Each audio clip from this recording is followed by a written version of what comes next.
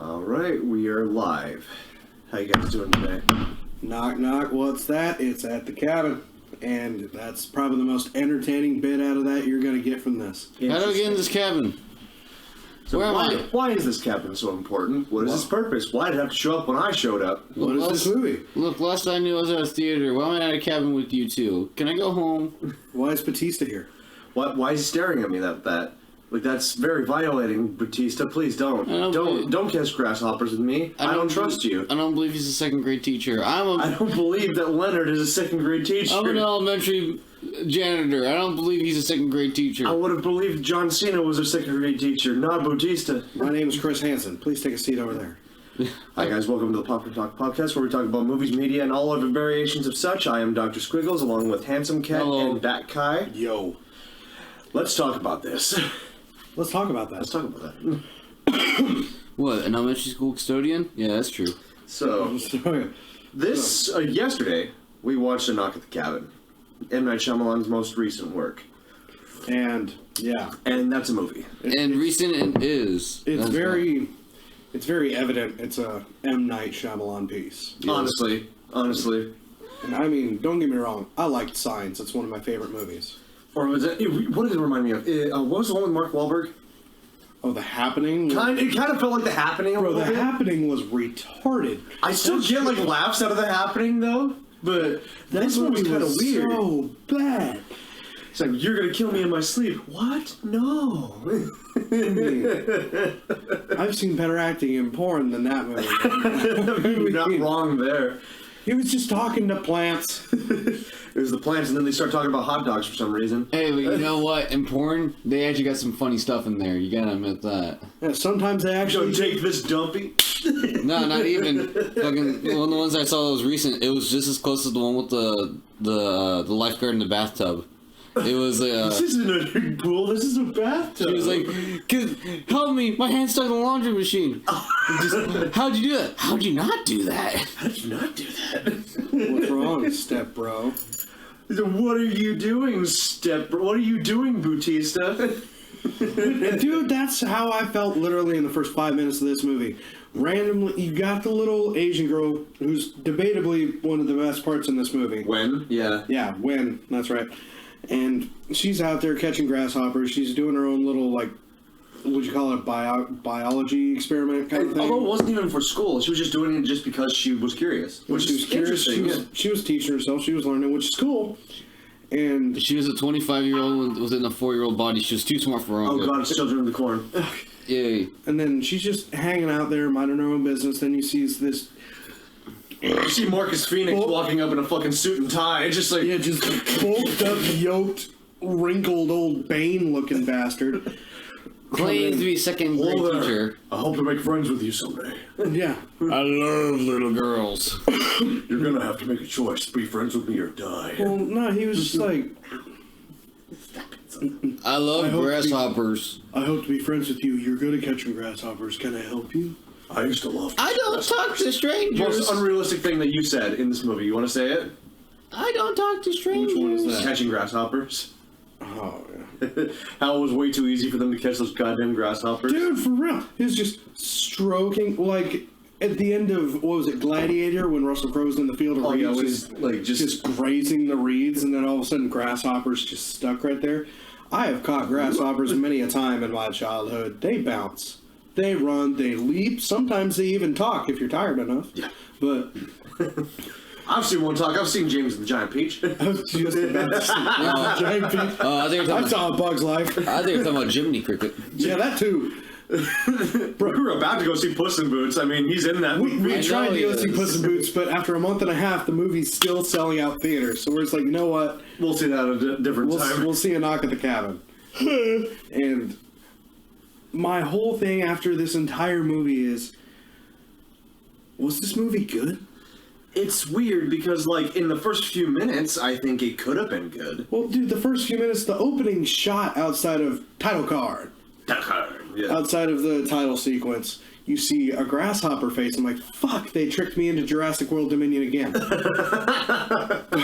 Oh, see, I thought I was watching like National Geographic or something like that. I probably would have enjoyed that a little more if it was a Nat Geo documentary. That's what it kind of felt like. You're supposed to have a smooth announcer coming in and be like, "This here is a native grasshopper, known to only eat the fearsome and loathsome of bugs," or some shit. The loathsome of bugs? Yeah, that's definitely like a... Just waiting for David Attenborough. Yeah, David Attenborough. Or get like a fucking... it's Steve Irwin just from the grave, just like his last performance. Yeah. Hi! The grasshopper! I'm gonna wrestle it! This right here's the most deadliest snake in the world, and here I am about to tickle its balls. Come here, you. Hey, come here, you beaut. Come here, tiger! Oh, he's angry! Hi, diddle diddle. I did a little, and I fold. Ready for the old tickle slapping? You ready for the old slapping tickle? Yeah, good old birdie. But this... Mr. Irwin, are you ready to go to the ocean? Yes, sir. Yes. Little did he know. This would be the... This was his first mistake. Everything was good. Until it wasn't. Until it was. Which is exactly how this movie panned out. Everything was good until it wasn't. Because Yeah. like, it starts off with Dave Bautista, honestly, giving probably one of the most creepiest performances of his life. Dude, yeah, it made me so unsettled. It gave me such pedophile vibes. Well, one thing I will give the movie is the cinematography is fucking great. I Yes. really do like how the camera work is. There was Because nothing wrong the with it. panning of the shots when it's going between conversations between Wen and Leonard, that's Dave Bautista's character in this movie, it's just so close and it makes you feel so uncomfortable. It gives you vibes that this is going to be a different story for a different movie. Well, plus, when the camera work is so clear, you could tell it's like a 4K UHD model style camera Yeah. from newer screens. You saw every nook, cranny, facial hair, wrinkle, abuse on Batista's face. Mm-hmm. And it just made it look more uncomfortable, I guess would be my word to use. Yeah. And You can physically see every skin pore opening and closing in real time. It's like watching the new Pixar movies where they just like edited all their fucking like animation to see every pore and every strand of hair. Yeah. But it's just like that on a human being. So it's just like ultra K. Yeah. You can see through their skin. It was, as the kids say, You see their hyper-realistic. pulse rising in their neck. As the kids would say, it would be hyper-realistic. Yeah, it's hyper realistic, yeah. The creepypasta, hyper realistic Squidward Squidward. comes on. Yeah. Jesus. But, I mean, even after that, though, because Wen started to really become uncomfortable, and he kept looking back into the nothingness of the woods, he's like, look, we have a very important mission that we have to do. We need you and your dads to let us in, and yeah. Oh, that's another thing. She mentions that she has two dads. Yeah, and that... How the guidance counselor says it's a great thing that she has two dads, even though Right. she thinks that the guidance counselor's probably lying. Well, The kid, what was her name? Gwen? Gwen. Gwen is a very, very smart kid. Yeah. For like, Oh, yeah. like a Obvious. 4-year-old or something like that. Like Yeah. she's like Lisa Simpson smart. Yeah, I would counter her to a Lisa Simpson almost. Just- Just less annoying. Exactly, just not as rude. Honestly, she's like Lisa Simpson if she was genuinely smart. she was 6, because they... Was she 6? Later in the movie, when she was causing the distraction, Daddy Eric said, "You remember when you were 4 at Thanksgiving? I need you to do that again." Oh, you're right. You're Okay, so right. yeah, so Okay. she was 6, but still, even for 6 years old, Very smart. Yeah. this is like, okay, you're definitely in a fucking progressed program at school. Oh yeah, very smart kid. But again, I mean, There's like this plot This detail was- where she has this like a was- cleft lip at birth or something. yeah, she had the cleft lip at birth, and the gay guys went through the adoption process. It was much like The Simpsons. It was a Chinese adoption process, so you Right. had to be legally married to women or this and that. Right. Yep, so they made a small lie saying that, oh, my wife couldn't come. It's my wife's brother here. But here, before we continue with that, let's talk about some of the good things that came out of the beginning part of this movie. I actually genuinely like the family dynamic that they put in the movie. Yeah, I thought it was sweet. It didn't feel forced, and No. with the gay couple, everyone out there feels like, oh, now they're just making everything gay or doing this or that or blah blah blah. I hear that so often. It shows the struggle that they go through. It's starting to become annoying. like, oh, well, now this is just put in there. I'm like, okay, but, you know, it's already out there everywhere to begin with. Mm-hmm. But in this movie, it didn't feel forced at all. It didn't feel anything else. It felt almost like a natural flow. It was just something thrown in there like, yeah, I got 2 dads. It was a very natural thing. It was surprisingly, like... And I think that's how you progress in Hollywood like that. It's like you make it feel natural by just letting it be natural. Right. Well, plus the way she was describing instead of trying it with to counselor. force it to be natural, you know? Right. It's not like a big deal that these guys are gay. Nope. It's just like these are just like an average family. Yep. Honestly. They're dressing like you and I do right now, and they're just hanging out. They're not flamboyant. They don't have the stereotypical... I don't even think there's a kiss scene in the movie. There's not. They don't have a flux to their voice, the hypocritical shit. Yeah, it's just like two guys being dudes. Stereotypical, not hypocritical. Yeah. Jesus Christ. I was trying to think. I was trying to think. Did they have a kiss in the flashbacks? I don't even think they did. So. I don't think there was any overt PDA at all. No. And they just felt like, I'm like, all right. It felt like hanging out with Jeff. Yeah. It felt a lot like hanging out with Jeff, who is our go-to gay, our GTG, and our Dungeon Master. But Dungeon Master. Take that how you will. But that's a very precarious sentence. The Dungeon Master and he's our go-to gay. Oh, that's a movie. Well, see, the thing that I really the thing I really liked the most, though, is they didn't focus on the sexuality of the dads. They focus more on how much they love this kid.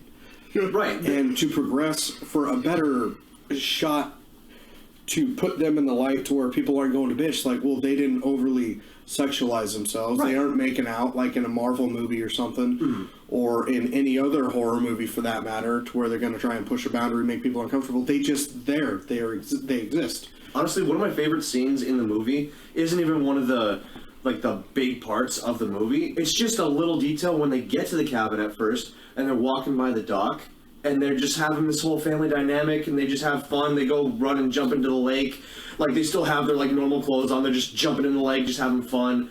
And it's just it's heartwarming. It just made me feel good. Or like when they're on their way to the lake and Put On Your Boogie Shoes came on. That we were just grooving in the theater. And it was you and fun. I were just kind of getting into it. And it's a good song.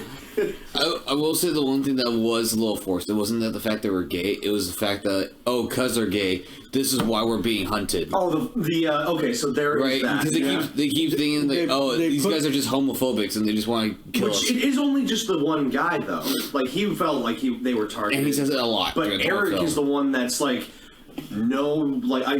he even acknowledges that Andrew has a temper, so he's jogging it all up to a lot. I know, but he says it a lot. Right, he does. That's what I'm saying. It's the only thing that is repeated ad nauseum. Yeah, is that he keeps saying the same thing. It's like, you're looking at the situation.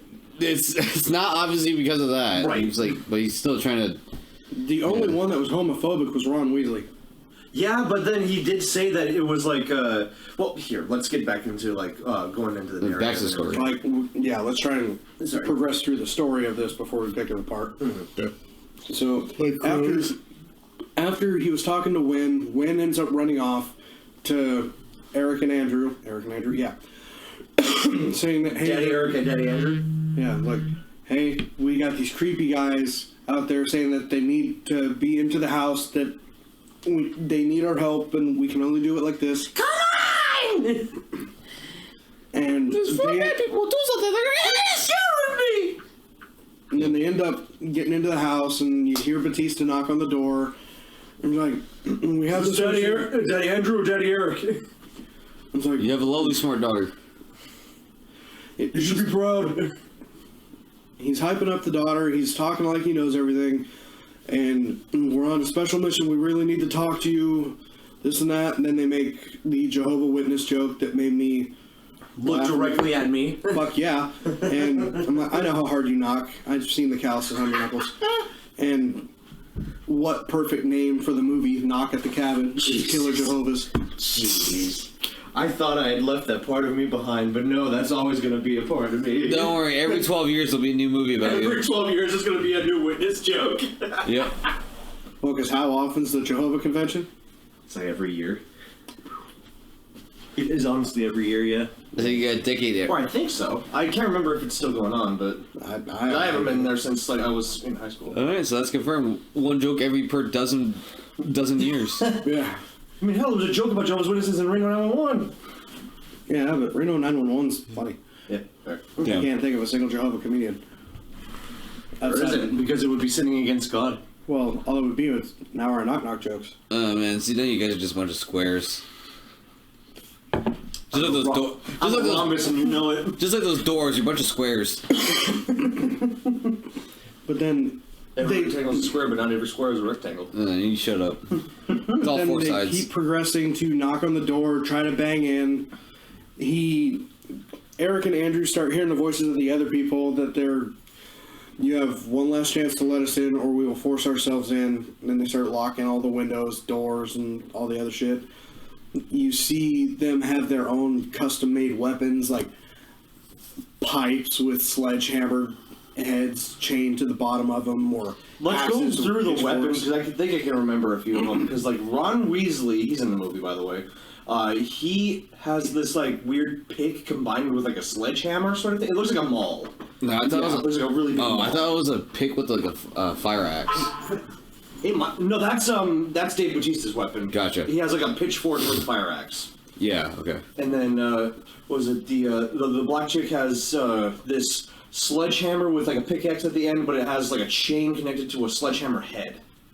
So it's like a mace almost, like a medieval flail. A very long flail. Mm-hmm. Well, the bottom part had the chain and sledgehammer head. The top part had like a knife It's like a blade pick. to it. Yeah, like a Yeah, pick. because later in the movie she uses it against Andrew. Yeah. Yeah, it was the blunt end of a pick. Yeah, she was stabbing. Yeah. Okay. Ooh, yeah. And then Because it was a flat part. The not chef lady had like this almost like axe combined with a sword sort of thing. Oh, that's the one I'm thinking of. Yeah, it was hers. It was like a bladed stick with like a axe head or something. Yeah. that's what the nurse was using. She ended up grabbing her stuff. Okay. But once they get in, they start tying everyone down and telling them, look, we have visions of the apocalypse. It's going to go down like this unless one of you guys sacrifices yourself for the betterment of humanity and the world. If not, every time we offer you a choice, one of us has to kill ourselves, but every time one of us dies, we release a plague or an illness or a fucked up situation onto the world. Every time you say no, hundreds of millions of people will die. Allegedly. Humanity's been judged. Yeah, allegedly. Yeah.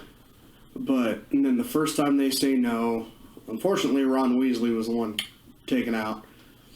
Very fast, very early. Yeah. One thing I'll give the characters that are playing, like the group that comes in as the home invasion side, is that they look and act like they don't want to do anything. Yeah. They're literally like doing this against their own wills, so to say. Like they genuinely feel scared. Yeah. So when you first see it, like, oh, they're breaking and entering, they're going to do something to this family. But the second they break in and they are fighting back, they look genuinely scared that they even have to fight.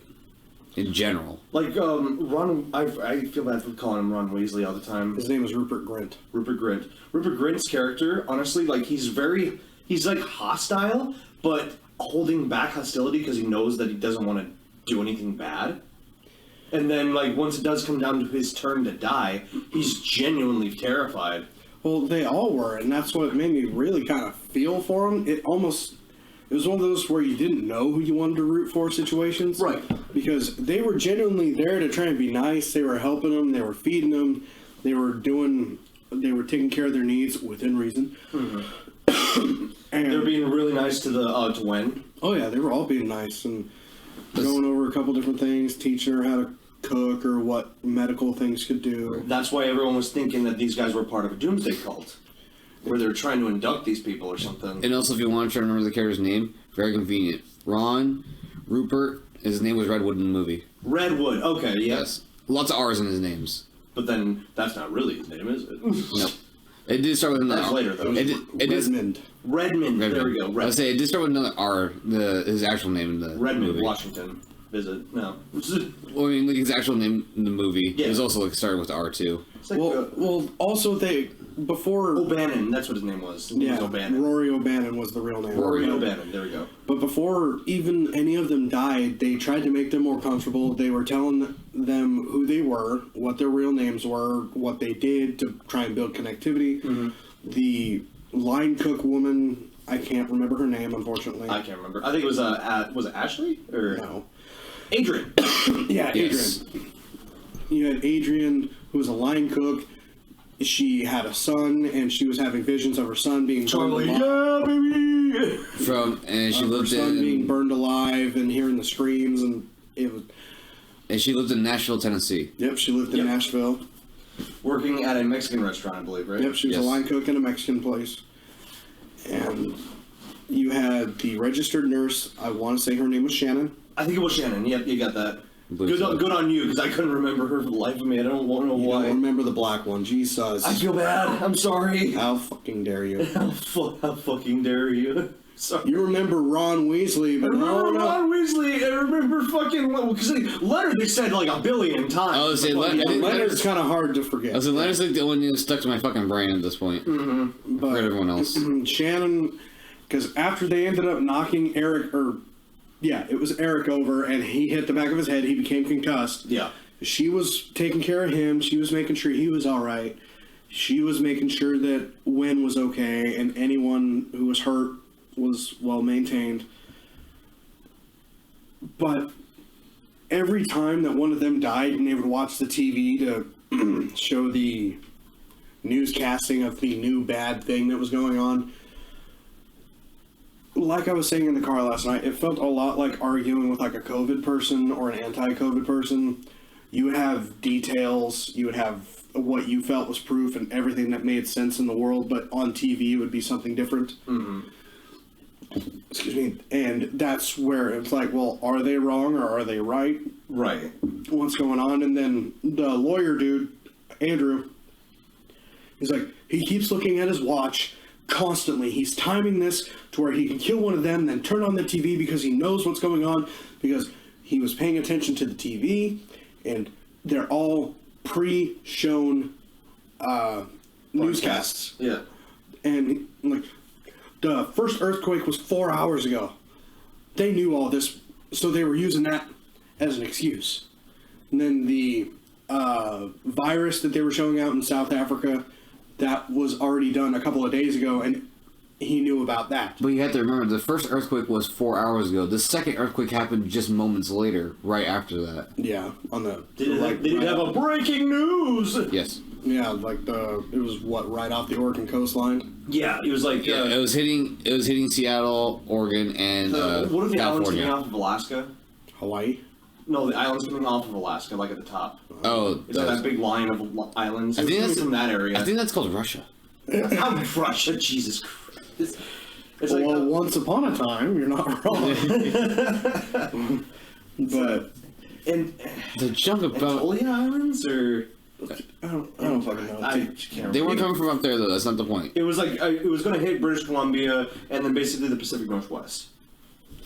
But yeah, everything going down to where I wanted to believe the lawyer dude, but the more things were going on, I started to believe Leonard, Shannon, and Adrian and everybody. You're like, who is the right one here? Is anything really going to happen? And once Shannon ended up having to get taken out, to where it was just Leonard, you started seeing planes go down everywhere. Viruses were all over the place. Lightning and flood storms were coming in everywhere. Planes were just dropping onto the air. Yeah, and he's sitting there like, see, this is what's going on right now. Everything's going to... And he starts quoting the live news broadcast word for word, and I'm like, oh, hell. This could all very well be real. And it starts scaring Andrew, it starts scaring Nick, or Nate, Eric. whatever, I don't fucking care which one of the Backstreet Boys was playing the character. To where he ends up going out and slipping free of the knots because Wynn causes a distraction, and he's able to get his gun to where Shannon was taken out. Now the only one left is Leonard, so they try to lock him in the bathroom. Mm-hmm. And he was kind of smart. I'm noticing a lot of smart moves in this horror movie. Honestly, people are yeah. thinking it's not like a stereotypical horror movie. You're like, well, you could have done that, or why didn't you do this? And the granted, point, there the was point of the plenty of movie that is because I that heard you pointing out some things. the people Yeah. that have invaded the house, this group, are trying to not kill the people. They don't want them to die. They will injure them to keep them in place, but they won't. Well, because overtly kill them. because they can't make the choice of Right. sacrifice for them. Also that, but also the main reason was too, they didn't know who was going to be at the cabin. They just knew a family was going to be at the cabin. Right. They make the comment Yeah. that they were targeted because they were gay, but then it's like, no, just know that we had no idea you were a same-sex couple before we got here. Because remember, the very specifics of it, they didn't know who anyone was. They recognized the colors that the others were wearing. They recognized the cabin. They recognized the car, I believe. They recognized that there was going to be a family at the cabin. Okay, all right. They knew the events down to the very detail, but everyone in that cabin in that exact same They knew time, there was going to be people there, but exactly, they didn't know who. they didn't know was. who was going to be anyone. Right. Besides that, they were going to be there themselves. That's about it. Okay. And Batista ends up breaking the window in the bathroom and not making any noise, so they think that he escaped. Andrew comes in with, I think his gun, and he shoots with the his- bathroom curtain. Well, he starts looking at the window thinking that he jumped out, and I'm like, Batista's yoked out ass is not going to fit through something the size of a modern wall clock. It looked like that window that Chevy Chase was peeking out of in the attic in Christmas Vacation. Yeah. Kind of. It's about as big, too. Yeah. And then all of a sudden someone gets wise and he starts looking over at the shower curtain and he puts a bullet in the shower curtain. Nothing happened, and then he gets closer. He's about to ring back the curtain. And you think it's going to be a fake out. But then you see fucking Bautista just like pile drive And him. just spears him straight out and fights for the gun. And this guy got a bullet in his arm and didn't say a fucking word. Yep. He knew. He knew. It was like, if you want to play it real, you gotta say absolutely nothing. And he's just like adrenaline out, and he's just this fucking. It's Shrek if he was a doomsday cultist. And with that, everything started going on, and everyone started to believe what was going on, and things just started to click to where it was the last choice. Are you going to make the choice? And then he goes out into the back patio with a Sits in a knife, rocking chair. looking like he was going to cut his wrist. I thought so too. Yeah. And then he just goes and slits his throat, and I'm like, God, man. Then everything starts going to hell, storms, winds, plagues, biblical shit. Lightning. Tupac came back. Everything was there. He came back. He was complaining the whole time, huh? He came back and then got struck by lightning. So you know the world was going to be doomed. To where Eric, who got concussed, said that he saw a figure in the light earlier during one of the choices. What's up, Cat? Hello. And he felt as though he was starting to see that, yes, they have a point. We have to make the choice. He chose to sacrifice himself, which actually, with the build-up, I did feel bad. I'm Yeah. like, I was kind of wondering if it was going to be Andrew or Eric, but at the end, I knew it was going to be Eric. And Eric ended up getting killed because he's the most. Honestly, he was the most likable out of the couple. well, he was the most sincere. Mm-hmm. And that's where the 4 elements of humanity came in, to where it had all 5 instead, because you had malice, you had guidance, You had what was it? you had healing, and nurturing? nurturing, And then- because of the food. yeah. And then Eric represented Love, right. humanity's love. It's where everything started to wind down. All the newscasts were going back to where they should be. The And- rest of the flying planes did not crash. They actually landed safely. Yeah. And it ended almost kind of like any other M. Night Shyamalan movie does, to where they're in like a diner or a quick stop or a coffee shop. They see the newscasting, say everything's going to be You okay. hear people on the phone saying, like calling the parents saying, "I love you." Yeah, and then they hop back into the truck that they stole from Rupert Grint because their Hummer had flat tires. they look at all their IDs and then verify that these are actual people. These are their actual names. Yeah, they had their bags. And The only one with a different name was Redmond. Was Redmond, yeah. Yeah, he was the only one that was lying, but everything else was accurate. He did work at a gas station. He did serve time. He did do these other things. It was just his name, yeah. It was just his name was the only thing he lied about. And oh, should we mention the fact that actually the couple has history with Redmond? come to find out that Redmond or Rory O'Bannon, whatever, ended up seeing them at a bar. He became uncomfortable because they were quote unquote talking too loud About being gay. They were talking about adopting Wen at a certain point. Yep, they were at a bar talking about the adoption future. They were basically going over like the negative qualities that they have in order to determine if they were going to be good parents or not. They were doing what regular people in a relationship do. Right, And exactly. I mean, you and your wife have done that. Me and Lindsay have Absolutely. done things like that. I've done that with myself in the bathroom. It's been pretty good. I mean, yeah. I mean, even then, I mean, people will look at themselves in the mirror and just be like, look, you have this about you. It's self-motivation to try and work on something. You suck the life out of every situation, or a lot of situations. Yeah, I gotta give you that. Okay, fine. I'll take that. I'll take that. You've got a temper. Even with Andrew, What did you say? even with Andrew's parents driving 7 hours and staying for 40 minutes. Oh God, yeah. I forgot that that's what happened. With the most awkward conversation, with the most awkward sit down ever. I like your fridge. I like your fridge. Thanks, Mom. And then they fucked off. Yeah, I was like, what a great meeting. And then Love your mom. And then Eric's mom was on the phone, trying to find out how it went. Eric's mom is the more accepting one, essentially. Mm-hmm. God. Even though Eric was religious because he was. Andrew brought up, you can pray if you want, but you know, that's more up to you. I'm like, okay, so you had a Christian, Catholic, or whatever upbringing, whereas usually you would think that's more of a conservative lifestyle, as opposed to whatever Andrew was brought up with. Right. That was more absolute conservation, more like Kentucky conservation. Yeah. But No. going back to when they were finding all the duffel bags and shit, you saw Leonard's like scholastic certification signed by a bunch of his kids.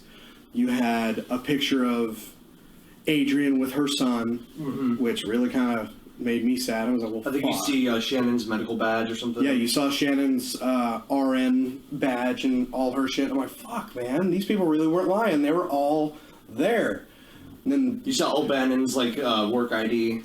And then you saw it on Andrew's face. And he was sitting there like, all of this was real. I was wrong the whole time, and he's just trying to accept it. And then you have him try to turn on the radio. And then Boogie Shoes starts playing Boogie again. Shoes starts playing, turns it off. I'm not gonna lie. I'm gonna lie. I'm gonna lie and I'm gonna laugh. Yeah, I'm not going to lie. There we go. You're gonna live, Sorry, laugh, love. I'm having a stroke. You're gonna live, laugh, and lie.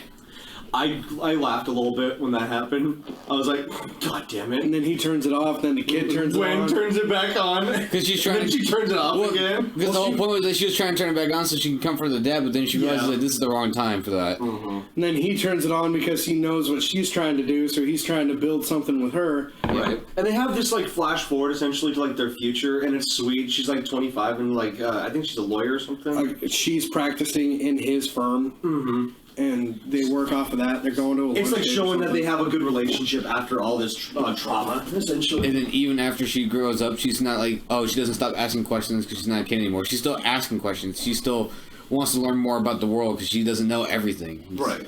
And she's a very progressive person in the world.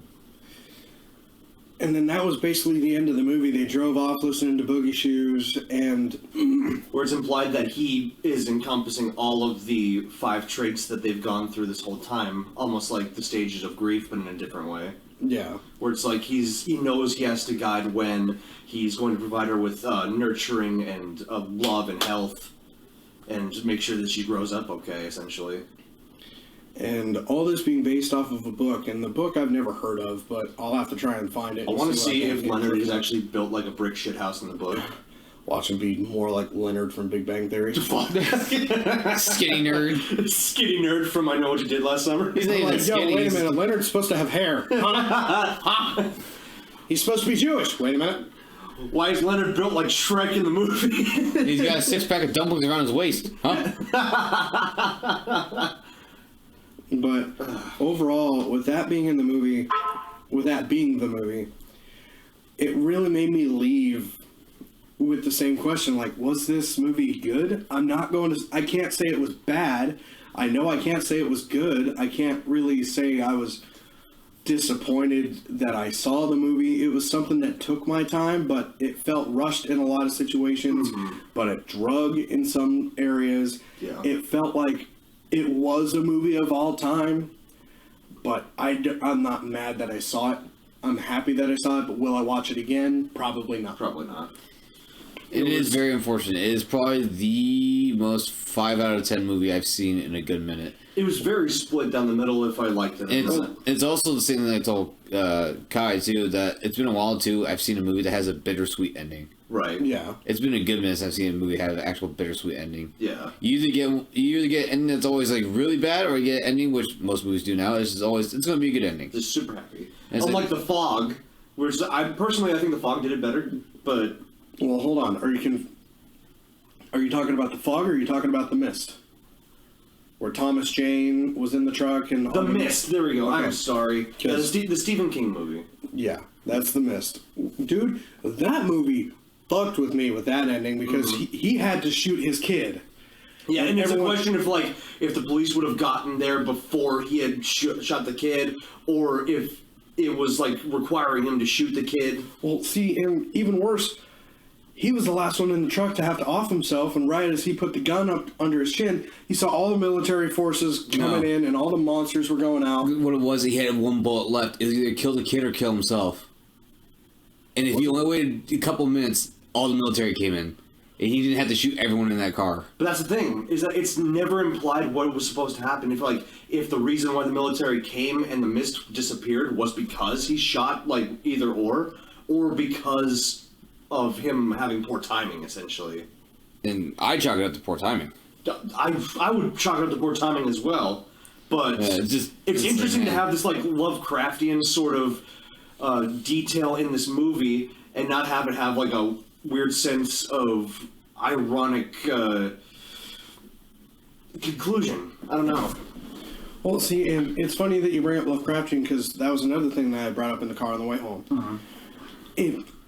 It felt like with them being like a cult or something that you knew that they didn't really want to do this, but if they were there and if they were worshiping like some kind of demon or something that was in the woods, like a Jersey Devil shipment thing, or if I there was honestly something, thought it was like or if he there who was walks something behind in the the rose or something like that. kinda, or if there was something in the lake, some kind of lake monster or something that they had to do sacrifice biblical Fucking things for, Dagon or something like that.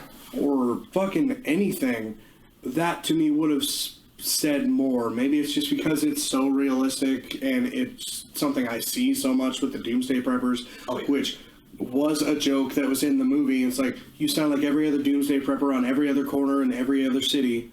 I'm like, okay, yeah, you're not wrong. I'm seeing a lot of this. But another thing that really took me back, it was very clearly an R-rated movie, but very little bloodshed for how they were killing each other. Honestly, all of the kills were off screen. Or at least like just out of frame. So you saw the body, but you didn't see what was happening to the body. Okay, you saw the body, you saw the aftermath. You saw the definitely, blood but- afterward. Yeah. Or occasionally there was a splatter. And even at the end when Batista cut his throat, there's no way in hell there's going to be that small puddle of blood. Yeah. You cut a jugular vein, dude. And plus with how big he is, he's got a lot of blood. Mm-hmm. And with how, little fat content there is, his veins are there. Mm-hmm. Mm-hmm. Even after they busted Redmond, O'Bannon, Rory, Rupert, whatever the fuck you want to call him, dipshit, I don't know. Ron. They took 3 instruments to his fucking skull. It should be splitting down the middle like a fucking log. That, or you could have fucking shown it. Maybe I'm asking for the wrong things in my movie. I get that you want suspense. It's more of a thriller, not a slasher or whatever. It's more so built for people who like horror movies like Brit. Like, where it's not overtly about the gore, it's about, like, what happens to the story and to the characters and all that. Okay, let's use that example. See, but the whole point was that it didn't really deserve the R rating, right? There wasn't for PG-13. Exactly, right? There wasn't enough to make it an R rating. I'm not sure what it exactly would have been there to make it an R rating. That's what I'm confused at. Well, I mean, they had the language, and I think the language was basically the majority of it. Yeah. And physical violence and undertones. But, see, but like you said, if it's a horror movie built more for Brit, Now, do you think your wife would have watched and liked this movie then? That's the thing. I don't know if it's really her cup of tea, like the story as far as it goes, because she hates apocalyptic stuff. Fair, facts, true. But yeah, like I said, it was just there. Like, unfortunately, much like most WWE actors, like anytime I see The Rock acting, he plays the same character in every movie. Yeah. I'm just seeing The Rock. With Dave Bautista, yeah, It's nothing against Bautista. I love Bautista. I think he's a decent dude. Yeah, I think he does love really the good movies. stuff. I love the movies he's in. I have fun. I like him in Guardians. I like him in the spy movies for kids. Mm-hmm. I liked him in this to a degree, but it was so stoic, stone-faced, stern voice, and it just felt like he was playing himself. It's almost That's like all you I could saw. have got. So one thing, I don't believe him as a second grade teacher. But honestly, you get John Cena in that. I can believe that. I've seen big teachers. I mean, there are big teachers. I'm not saying that, but look at Marquardt. Granted, he's not yoked like the fucking Hulk. yeah, but he still threw a chair against the wall and fucking smashed it because she was fucking pissed off for some reason. Oh no, it's because people were fucking around his class. That's right. Yeah. Yeah, That was a good day. We had a teacher like that. Never mind. I love Marquardt. Marquardt's great. He taught me how to bodybuild properly. Yeah. He's bullseye if he went teaching. Yeah. I mean, he's fun if you're not pissing him off. Yeah. He's a scary motherfucker if he's pissed off. Him and his Yeah. wife are like a really good duo as far as gym teachers go. Oh, yeah. They're really fun. Yeah, I ain't never once pissed him off or seen anyone piss him off in 0 hour because everyone was too tired for that. It's too early for this shit. We're waking up. Shut up. No, it's like two guys were they were told about the regulations we had to do for like weightlifting or something. You have to have a spotter, and they were just like fucking around. And I think that the weights dropped on one side or something, and I think it was close to smashing someone's toes or maybe even his own toes. That he just like took the bar off of them or something, and then he just like he knew he couldn't beat the shit out of the kids. So he just grabbed like one of the plastic chairs that we had by like one of the metal legs and just smashed it against the wall. And everyone was just like, "Oh God, Giga Chad." Like He's a fucking legend. he's a Sigma male. Well, the worst part is... We're all betas in his world. They're all betas and he's the only Sigma. Well, the problem is, he's supposed to be a professional baseball player. yeah. He ended up having an injury to where he couldn't fulfill... He's rotator cuff, right? Well, rotator cuff, and there was something else that happened to him, to where one of his brothers became a professional baseball player. His other brother is mentally behind, but he's an absolute teddy bear. I love him, AJ. He's good. Or TJ. And Mr. Marquardt, he's that dude you need in the school Yes. to keep order. Exactly. And When you that's- don't have like a military person, you have someone with discipline and sure fucking will. And see, that's what I think Batista is. Like, granted, you see the photo of him and his kids doing like sports. Basketball. I think it was basketball, yeah. Yeah. No way in hell are those second graders. No. Well, he said some of the kids he coaches. Oh, okay, yeah. So he was a coach and a teacher. So Okay. probably older kids as well. Well, I mean, He's also a shitty coach at that. He's not won many games. He says that. Yeah, he said like it's like 3 to 8 or something like that. yeah, 3 3 to 8 for the boys and like 5 to what was it? 5 to 7 for the girls. Yeah. Yeah. So we're not very good, but we had fun doing it. I mean, in all realism, that's all you need. But Yeah. but I mean, I have seen some of, like, even Mr. Rano, dude. Mm-hmm. Mr. Rano's a pretty built older dude. That is fair. That is And very he fair. works with the special ed kids. Yeah. Okay. So in that, I guess just it's just Dave Bautista. I guess maybe it's just Dave Bautista because I can believe in a buff second grade teacher. That's not the problem. I mean, maybe not get such a medium fucking button-up shirt. Loosen it up a bit. I saw veins on that button. If he was wearing like maybe like a tracksuit or something like that, or something where it's like not like super tight on him because he looked like a fucking Street Fighter character, honestly. Well, like I said before in the car, I chalked this up to another situation like AE with Will Smith, where M. Night wanted Will Smith to play such a serious role, but Will Smith's not meant for that. He's always going to crack jokes somewhere, and he told him stop. Yeah. It felt like the same thing with Batista. Like, he wanted Batista to be in this role, but he wanted to do this exact same thing, this exact reason, and he's not going to get someone else to change like any time during then, so because he wanted Batista there. I believe that. I honestly do fully believe that. And I think that if you really wanted that, you could have gotten someone like John Cena. Well, yeah, John Cena's a little more playful, but for how M. Night wanted this, No, I mean, like, for Leonard's role. Because you know he can play serious. Well, yeah, see, that's the thing. Much like how he was in Peacemaker, you see him have the fear, you see him have this, but in Peacemaker, he's meant to overact. Right. That's which fair. is something that I know John can definitely do. Mm-hmm. Batista's meant to try. Batista's been known to want to try and be more serious and accepted and not be so WWE. Okay. So I think Dave It's probably. Joe. So I think Dave probably would have done it a little better than John. Mm-hmm. It now to play the role of a playful Roman person, Reigns. or like if he wanted to be kind of like what Mr. Ranow was, I could see John Cena being like what Mr. Ranow is. Yeah, yeah. I can see him working with like the special ed kids or like Making sure everyone's he's the fun. He's the fun teacher that could probably kill you with a punch. He's the buddies. He's the buddy team. He's the buddy guy. Yeah. Whereas Batista, he's more like a private school teacher. Yeah, I can see that. Yeah, definitely. You wouldn't see him in like a public school. Although he does have the tats, but he was wearing tracksuits, so maybe just wore those all the time with like long sleeves. Yeah. And you saw me pointing out the fucking finger tattoos. Yep. There's the bat symbol. There's the Wu-Tang Clan. There was a Game of Thrones symbol over here. Yeah. There was the Superman logo on the other side. There was the Shield tattoo from WWE. Yeah. I'm like, man.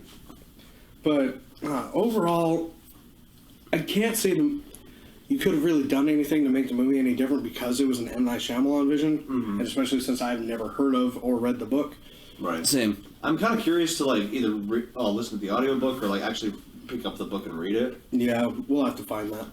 See the See how problem. different it is from the movie. See the problem with the audiobook. It's written by Christopher Walken.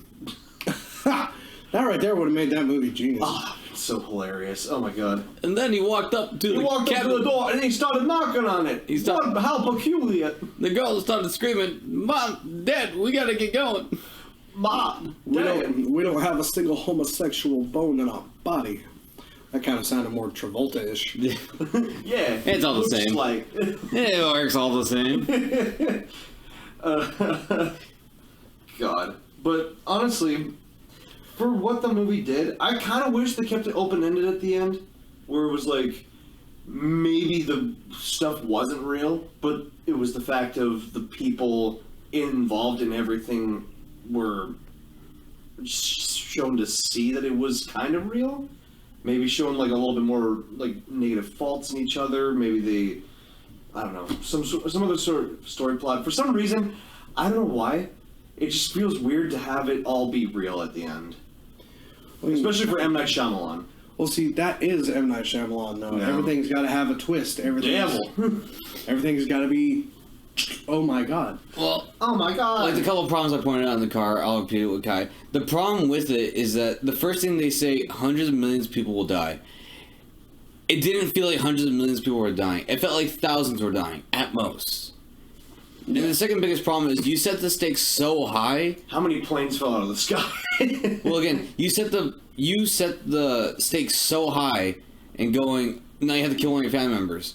You can't really compare those stakes to the same level. It doesn't feel like anything's really at stake at that point. It's the trolley problem in the movie. Well, plus, like I was even telling him, once they finally delivered on the promise, because every time they made a threat or a suggestion or told them that something was going to happen, everything did happen. Yeah. Which is nice to see because not everything is a fake out. Which is what I really anticipated a lot of this movie being. Including the shower scene. Which honestly, I thought was going to be a fake out. And, see, every time they delivered, it was really kind of underwhelming. Yeah. Yep. Like, okay, cool. They really made this happen. Like, I'm glad that they delivered on everything they were going to do. You were but expecting more, though. Or like something. I expected more of an impact. Yeah. It wasn't like the Thanos snap where, like, literally after he did it, half the people in the whole universe are literally just gone. Oh, okay. You were thinking that this movie was going to be a lot different than what we initially got. Because if you don't did we already say that this is like basically an allegory for the four horsemen of the apocalypse? Not yet. Well, that was more like the versions of humanity, but Yeah. they even said that in the movie, though. They were the four horsemen of the apocalypse. That's what Eric said. Yeah. They were chalking it up to like they were basically the harbingers of the apocalypse rather than like trying to stop the apocalypse Yeah. in some way. And yes and no, I guess, but Because you need the sacrificial lamb, which was Eric, which is love for humanity. He's Jesus. yeah. And that's the point He's a religious boy. And that's the point I kind of took it at. Was when he had the concussion, he was looking at the mirror. He saw the light. He said he saw a figure. I took that as God's love will triumph anything. Right? Yeah. No matter what life will throw at you, God's presence and love will always beat anything.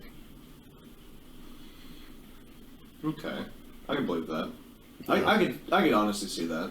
I mean, So the first religious thing that Nite Shyamalans has done. I mean, Devil is a movie. well, see, here's another thing.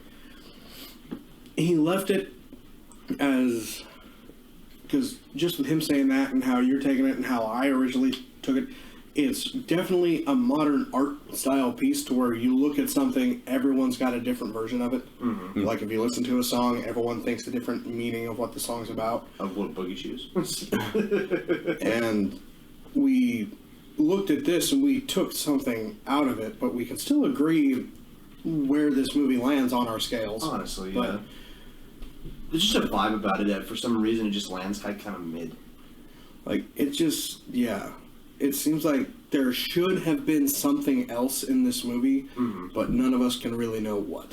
Maybe it was the payoff for like seeing an entity or something like that because we were half expecting it, but I don't know. Maybe that's just me. Or But at least like a fucking hole in the sky or something. something that would have been fucking freaky. I mean, what if it was like literally as the Bible describes the apocalypse, and it's just like fucking demons about to come rape buttholes or something like that? I don't know. God's fingers literally just come down. God's literal finger comes down To scorch it's the like earth. scene out of Asher's wrath. Well, because Well, he they said said that in the movie. he said God's fingers would come down to scorch the earth. That's why I said that. So it's like, pfft. Like I was expecting like meteors or something like that, and it was going to come down like in a spray of 5, and it was going to look like a hand for a second. you know, actually that would have been interesting. Instead of that, it would have been satellites.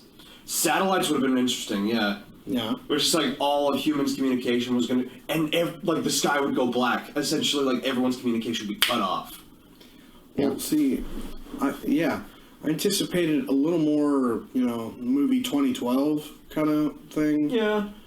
But I mean, then again, I know where 2012 went. Then again, you're in the cabin, in the woods. Nothing's really going to be shown. Yeah. I guess that's the point of the TV, but Yeah. And then they break the TV. Yeah. they do break the TV even after they were watching like I can't remember what show they were watching. It's like Strawberry Shortcake or something like that. It was something. It- something. It's like one of those. It's like the Hub show or something like that. I don't know. I was distracted by that for the longest time because I was looking at the animations. What 'Cause the I- fuck is the show? Well, because I think it was me with the guys who made the My Little Pony show. I think it was the My same Little animation Pony team. or like Little Pet Shop or something like that. Well, the same. It wasn't that show, but it's like I think it was the same team who made that show. 'Cause The Hub has they had like- a lot of the same expressions from it. But regardless, that's not Yeah. the point of the movie. The Hub has a lot of like the same artists doing the same shows and just different contexts. So yeah, but never mind. Why is that the biggest thing that we've been talking about for the last few minutes? But I mean, Because Leonard has such a focus on like, I like this show.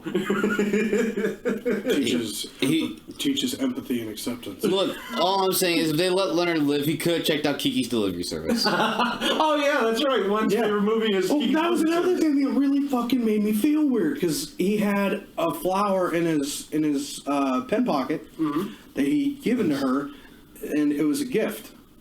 And especially when he found out her birthday was 8 days away. Play a game. Bro, her birthday was 8 days away. Happy early fucking birthday, by the way. Yeah. For this kid. Here's your present, therapy. Yeah. Holy Years and years of therapy. Yeah, you still have a dad, Yeah. but you're missing a dad. Well, see, here's the thing. That dad was a lawyer, so you know he can afford good therapy.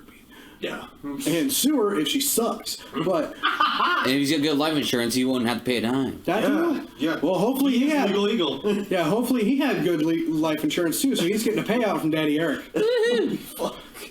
What did Eric do for a living? I don't think they ever expressed what he did. I don't think They did touch on it, but I don't fucking remember. It wasn't worth it. it was very brief. Yeah. I think he helped people or something. Yeah, he used to be something. Literally, he used to be something. Now he's dead. But Damn. Which honestly, that last scene, it was very sad. It was honestly very sad. It's a bittersweet. It was very. It's been a while since there's been a movie that had a bittersweet ending. It's been a good minute. But I mean, going back to that scene with the flower, it's like, well, we could play a game with it. What game? Well, we pick off a petal and we ask each other questions to get to know each other. I'm sitting there like, This is very creepy. I'm Chris Hansen. Please take a seat over there. But You want to know what the color of my underwear? No! huh? I'm 13 inches tall. For some reason, that reminds me. Did you know that the name for a foot fetish, specifically the scientific name, is podiophile? For what? Why do you know that? For a foot fetish, it was literally on Absolute Unit. For some reason, he was going over people that have a feet fetish, and he was like making a joke about. It's like, imagine Chris Hansen walks into a room expecting a guy who's diddling kids, and you just see some guy nutting up his girlfriend's feet. So is that why they call them podiums? It's like a podiophile. It's just like No, it's is just that why they call them podiums? Because you stand next to them? I think so. Yeah. Yeah. It's like it stands with you. I guess so. Something like that. But Weird. Yeah, weird enough. Yeah. asking her favorite movie, you found out it was Kiki's Delivery Service. Never watched that. Maybe we could watch it later. I was like, dude. It's very weird. They were asking each other, like, why are And you... then Wen's like, Well, oh, look, she coming out asked- here with the good questions. Why are you here? Yeah, why are you here? I'm like, I'm starting to really She's like a this detective. Okay, then how'd you get that scar? Okay, my bad. Sorry, I shouldn't have asked such a personal question. Oh, yeah, my, and then- my lip was broken when I Well, was. see, and then that's when she introduces, like, well, you know, all my everyone in school has one dad, and everyone's saying, "Oh, I'm so special because I have two dads," and the shit. And that, it was just so nonchalantly introduced. That, Yeah. oh, gay couple in a movie. Like, all I right. halfway didn't even notice until like he mentioned like, oh, that's very good for you, honestly. Just like, yeah. Well, see, for how he reacted to it, I thought, oh, this is gonna be a fucking homosexual hate movie. See, that's not the vibe I got off at all. It's just like, because the way even she described it and how, like, the therapist was talking about it, it's like, yeah. No, he didn't have the attitude of the therapist. It's like, well, that's very good that you have two dads. It's like, no, I don't think that's sincere at all. Like, exactly. That's why I'm like, dude, that sounds fake as fuck. That sounds like you were about to hate some motherfuckers here in a minute. Right? The second I turn my back at the door, I'd be like, fuck, I can't believe they're gay. Especially it was like, is this Daddy Eric or is this Daddy Andrew? I'm gonna kill either I'm one of gonna you. fucking kill you. I'm gonna break your shits right in half. It's like, why do you guys have weapons? They're not weapons, they're tools. Tools are breaking your kneecaps. It's like, yeah, they were tools until you made them into goddamn weapons. But I The mean, props in the movie, leave me alone. Leave me alone. How are you swinging that maul? That thing is on a chain with like a 10-pound weight. I practice every day. I practice every day. Shannon was skinny as like a rail. How was she able to pick up that goddamn weapon? That thing should have been like at least top heavy. How else are you supposed to drag a body into the CPR room? Fuck, I mean, Nurses gotta practice. you got a point. he beat me with a better point in 2 seconds. What was your point? Have you ever had to fight a person who didn't want a catheter? Fair enough. I've seen those old people. Yeah, they go crazy. But I like his point better. Yeah, you have first-hand experience with this shit. I have first-hand experience being around that shit. Well, being around. And then cleaning up the shit. Yeah, so does you have Jeff. literal shit. Good times. I'm like, Jeff? Was he in the medical field as well? Yes. Oh, shit. He was training to be a phlebotomist. He became just below an RN where he was able to help senior people out. He was doing catheters. He was doing cleanups. He was, all right, this person's dead. Got to take him out of this room, put him down the hall. Okay. He was basically Dr. Sleep. Oh, shit. Okay. But, I mean, there's no... Shining and all. Yeah, I mean, overall, man, I don't think there's really much more we could say on this movie. I think Honestly, we've covered every point we had. Again, that's the biggest problem. It's like, there's a lot that happened in the movie, but there's also not a lot that was being shown or delivered. And I wanted it's so much more it's of the this most movie. 5 out of 10 film I've seen in a good second. It's like, It's weird. You didn't know what to expect going into the movie, and then after the movie, you kind of don't know what you more. watched. You don't know what you wanted in the first place. Yeah.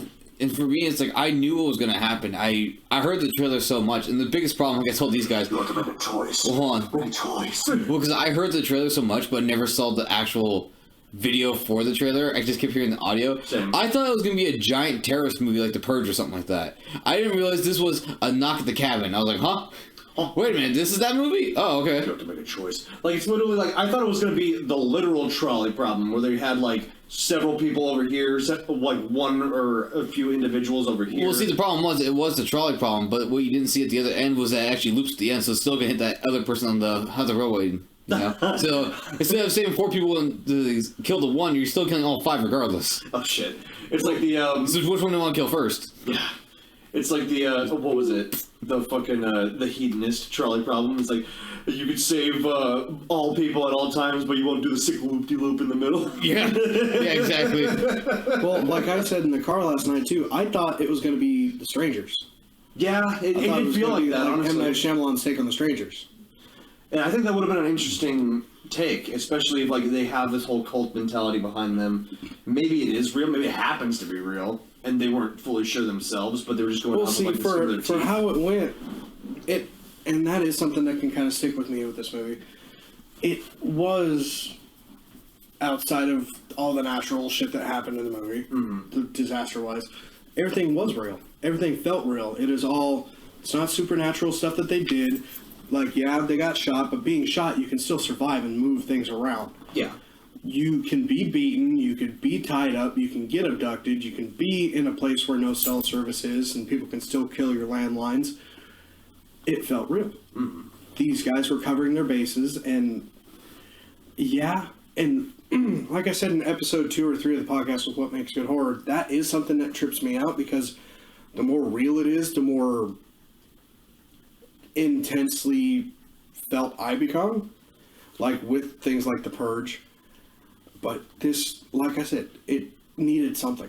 Like, even if it was an outlandish plot, like, in certain scenarios, weirder things have happened in real life, honestly.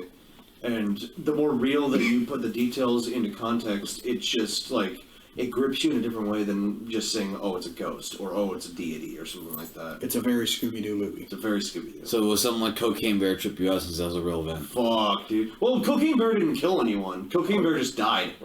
Oh, Cocaine Bear went out on a rampage. Did he go on a rampage? Yeah. Oh, he went out. I read that he just died from an overdose. Well, he was Well, the that was strongest. him. It said there, right there. He was the strongest apex predator for like 13 minutes, and then everything just Oh, went. damn.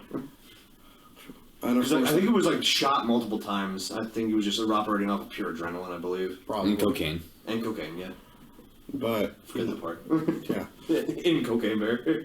but yeah. Overall, it's time to hit the scales. We've brought up our numbers more than once. Easy. It's got to land in the middle. 5 out of 10. It's not a bad film. It's not a terribly great film. It just lands slap dab in the middle. This will be something I will forget easily. But I will give it this. It's a movie I'll tell people to watch just to get their take on it. It's a good conversation piece, and I think you can get a lot of details out of it depending on who you talk to and depending on where they stand in life generally. So for that, I'll give it a 6. So you're telling me this is a movie you would watch in like a high school? So not a high school, obviously. High school. Well, I mean, Well, I'll say you probably could, honestly. It's not that... it's not that gory. It's got like curse words or something, but nothing well, see, worse than a college that classroom. right there is the thing. If it's a specific class, like if you're watching this for a psych class, Or like a philosophy class or something like that. Yeah. psych or philosophy, but usually those go hand in hand. If you're taking this for a psychology class and you're watching this movie, I think this movie's going to be fucking phenomenal. Yeah. Or your teacher makes a really good argument in sports med saying that someone's going crazy. What do you do in This this is a situation? great movie to talk about and just discuss for like an assignment or something like that. Because it goes over a lot of the aspects of people in general. Like different people from different walks of life and shit. Oh yeah, and that's what they were too. They were 4 completely random ass people. You had a hick, you had a nurse, you had a line cook, and you had a teacher. Yeah. Then you had a lawyer and you had whatever Eric was. And a kid. And a little kid. And a little kid. Really smart kid at that. Too smart. Too smart for her own good. But yeah, so overall with that, I want to Averaging- with win. overall though, with all that, averaging 5.5 out of 10. Okay, I'd be okay with that. Good, or not good, not bad. Movie exists. It's one of those things to watch once. Much like you said, get a take. But outside of that, I think that's all we got. Yeah, pretty much. I wanted it to be more, and it was it was there. But I'm not gonna say I didn't enjoy myself. It was fun. Much like a Jehovah's Witness, it knocked and it left. All right, and with that, I think we're gonna close out the podcast. So Until next time, I'm Kai. I'm Kat. I'm Squigs. Stay poppin'.